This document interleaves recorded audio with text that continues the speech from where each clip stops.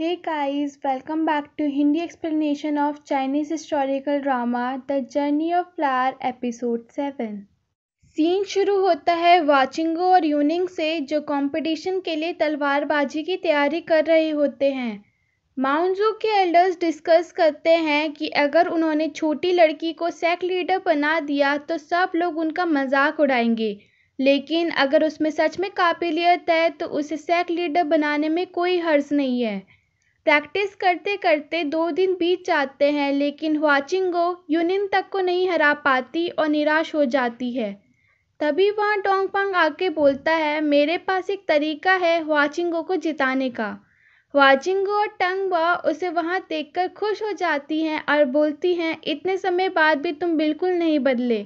डोंगफांग क्विंगजू से कहता है, लेकिन तुम थोड़ी सी लंबी हो गई हो। बाद में डोंगफांग वाचिंगो को एक अलग प्रकार की मेडिटेशन सिखाता है जिससे उसकी शक्ति दुगनी हो जाएगी, पर वो केवल थोड़े समय के लिए ही रहेगी, इसलिए वाचिंगो को मैच जल्दी ख़त्म करना पड़ेगा। वो उसे ये आइडिया भी देता है कि अंकल को माउंट जू की सारी स्वॉर्ड टेक्निक्स आती है, तो क्यों ना वो अपनी टेक्निक को रिवर्स कर दे। तलवारबाजी के वक्त वो बड़े बड़े कदम आगे लेने की बजाय पीछे की तरफ ले, इससे अंकल कंफ्यूज हो जाएंगे और उसे जीतने का मौका मिल जाएगा। वाचिंगो डोंगफांग से पूछती है, कैसा रहेगा अगर तुम भी मेरे साथ मार्शल आर्ट प्रैक्टिस करो। वो बोलता है, बचपन से ही मुझे पढ़ने का बहुत शौक था और नंबर 1 स्कॉलर बनना मेरा सपना था। मुझे वो चीज़ पसंद है जो बल से ज़्यादा बुद्धि पर आधारित हो। बाद में वाचिंगो डोंगफांग के बताए तरीके के मुताबिक खूब मेहनत से प्रैक्टिस करने लगती है। दूसरी तरफ साचिन मो यूनी को एक पूल में लेके आता है जो मुर्दों को जिंदा कर सकता था और सभी घावों और निशानों को ठीक कर सकता था। जब यूनी अपना मास्क उतारता है तो उसका चेहरा पूरी तरीके से बिगड़ रखा था। जैसे ही वो पूल में गया उसका चेहरा ठीक हो जाता है और उसकी शक्ल बिल्कुल यूनिंग जैसे मिलती है। वो होली रूलर का शुक्रिया अदा करता है और बोलता है, आज से मैं आपका वफादार हूँ। अगर मैंने कभी आपको धोखा देने का सोचा भी तो मैं बहुत बुरी मौत मरूंगा। साचिनमो बोलता है, ऐसी बातें तो मैं रोज ही सुनता हूँ। तुम्हें जो करना है तुम वो करो, बस मेरी ट्रेनिंग डिस्टर्ब मत करना। उसके बाद कस्टोडियन ऑफ लॉ उसे माउंट जू जाकर क्विंगजू की डेड बॉडी चुराने को बोलते हैं। अगले दिन वाचिंगो कंपटीशन शुरू होने से पहले सीनियर अंकल से बोलती है, आप मुझसे बड़े हो इसलिए स्टार्टिंग के 3 मूव्स पहले मैं आपको करने देती हूँ।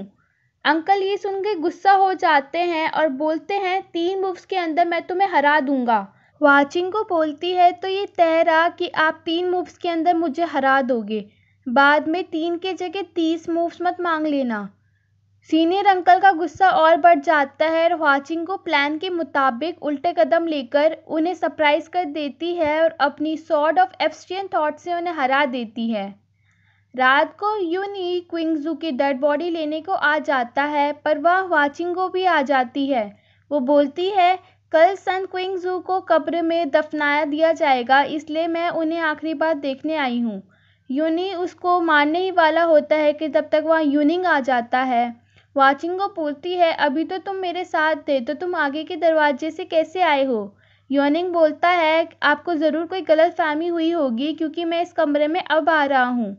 अगले सीन में कस्टोडियन ऑफ लॉ यूनी से कहते हैं कि तुम किसी भी काम के नहीं हो, एक डेड बॉडी ही तो उठाकर लानी थी तुम्हें। तभी वहाँ पेल्वियन मास्टर की असिस्टेंट आ जाती है और बोलती है, अब पेल्वियन मास्टर चाहते हैं तुम अपने शिष्यों को लेकर जू माउंटेन पर अटैक करो।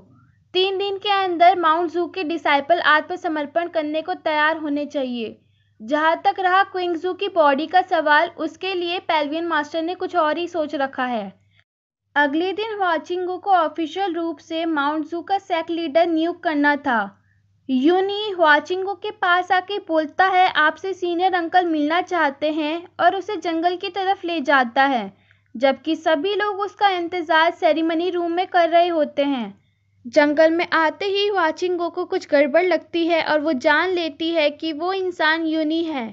तब यूनी उसे कई सारी रस्सियों से कसकर बांध देता है और बोलता है, कंप्लीट बुक्स ऑफ 6 किंगडम मेरे हवाले कर दो।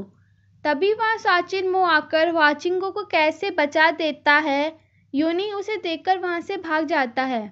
वाचिंगो उसे एक लेडी समझती है और बड़ी बहन कहकर पुकारती है। साचिन्मो को याद आता है कि कैसे एक बार उसकी बहन ने उसका मेकअप किया था और मजाक में बोला था, आज से मैं आपको बड़ी बहन कह के पुकारूंगी। वो उससे पूछता है, तुम छोटी सी बच्ची माउंट जू की नई सेक्ट लीडर हो, चिंता मत करो, मैंने बुरे लोगों को भगा दिया है, अब वो दोबारा लौट के नहीं आएंगे। वाचिंगो बोलती है, दीदी आप कितनी सुंदर हो, आप हो कौन? पर वो अपनी पहचान नहीं बताता और पूछता है, ये स्वॉर्ड ऑफ एब्सियन थॉट तुम्हारे पास क्या कर रही है? ये तलवार आत्माओं से बात करने की क्षमता रखती है और बाइजुआ को उसके गुरु ने दी थी। एक बार मैंने भी खेलने के लिए बाइजुआ से फ्लो ऑफ लाइट वाला सितार मांगा था, पर तब तो वो इतना दिलदार नहीं था।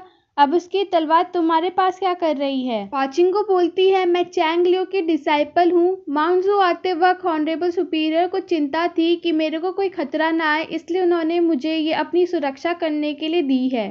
साचिन्मो कहता है, यूनिंग कितना लापरवाह है, तभी तुम्हारी जान खतरे में पड़ी। वो बोलती है, इसमें उसकी कोई गलती नहीं है क्योंकि यूनिंग और यूनी एक जैसे ही दिखते हैं। होली रूलर सोचता है, मतलब मैंने यूनी को यूनिंग का फेस दिया है, ये जितना दिखता है उससे कई ज़्यादा शातिर है। फिर वो उससे बोलते हैं, ये हमारी पहली मुलाकात है, तुम्हें कुछ गिफ्ट देना चाहता हूँ। वो अपने हाथ की छोटी उंगली को तोड़कर उसकी एक सीटी बनाते हैं और उसकी उंगली दोबारा उग जाती है। वो बोलता है, मुश्किल के वक्त तुम ये सीटी बजा देना और मैं तुरंत तुम्हारे पास दौड़ता चला आऊँगा। फिर वो वहाँ से चला जाता है। तब डोंगफांग और यूनिंग वहाँ आ जाते हैं। वाचिंगो यूनिंग से पूछती है, क्या तुम्हारा कोई भाई है जो तुम्हारे जैसे दिखता है? यूनिंग बताता है, उनके खानदान में सदियों से एक ही बेटा होने की परंपरा चली आ रही है। यूनिंग से वो माउंट जू आकर ही मिला और कभी उसका चेहरा नहीं देखा क्योंकि वो खराब हो रखा था, इसलिए वो हमेशा अपना फेस ढक कर रखता था। तभी वहाँ जोर से इमरजेंसी वाली बेल बजने लगी। वाचिंगो वापस आके देखती है कि कस्टोडियन ऑफ लॉ अपनी पूरी सेना के साथ वहाँ आए हुए थे। वो इन्हें आत्मसमर्पण करने के लिए 3 दिन का वक्त देते हैं और वहाँ से चले जाते हैं। वाचिंगो उनका सामना करने का निर्णय लेती है और बोलती है, चाहे उसे मौत भी आ जाए फिर भी वो माउंट जू को 7 मर्डर फ्रैक्शन और साचिन्मो के हवाले नहीं करेगी। सारे शिष्य उसका साथ देने को तैयार हो जाते हैं। बाद में वो योनिंग के पास जाके बोलती है, सारे शिष्यों को माउंट जू से बाहर लेके चले जाओ। पर वो बोलता है, माउंट जू मेरा घर है और क्विंग जू गुरु ने मुझे अपने बेटे जैसे पाला है, मैं मुश्किल की घड़ी में यहाँ से भाग नहीं सकता। फिर वो डोंगफांग से टंगबो को लेकर वहाँ से चले जाने को बोलती है, पर वो भी मना कर देता है और बोलता है, मैं तुम्हारे लिए लड़ने का कोई ना कोई तरीका ज़रूर ढूंढूंगा। वो एल्डर सीनियर्स को भी वहाँ से जाने को बोलती है, पर वो भी जू माउंटेन को छोड़ने से मना कर देते हैं। अगले सीन में कस्टोडियन ऑफ लॉ यूनी से पूछते हैं, तुम्हारा यूनिंग के साथ क्या रिश्ता है? वो बोलता है, केवल पिटी लाइफ स्वॉर्ड ढूंढने के बाद मैं तुम्हें बताऊंगा क्योंकि उसी से मैं बिना खुद को चोट पहुंचाए यूनिंग को मार सकता हूँ। तभी वहाँ मैसेंजर आ जाता है। कस्टोडियन ऑफ लॉ पूछते हैं, क्या खबर लाए हो? क्या माउंट जू खाली हो गया है? वो बोलता है, नहीं, वहाँ से एक भी इंसान नहीं भागा है, बल्कि वो तो लड़ने के लिए जोरों शोरों से तैयारी कर रहे हैं। ये टियन बोलता है, शायद ये अपनी मौत का इंतज़ार कर रहे हैं, क्यों ना हम वहाँ जाकर इन्हें एक सबक सिखाएं। कस्टोडियन ऑफ लॉ ऑर्डर देते हैं कि सारे के सारे सैनिकों को माउंट जू की तरफ रवाना करो। अगर वो आत्मसमर्पण नहीं करते हैं तो सबको मार डालो। और यहीं पे एपिसोड 7 की कहानी ख़त्म हो जाती है।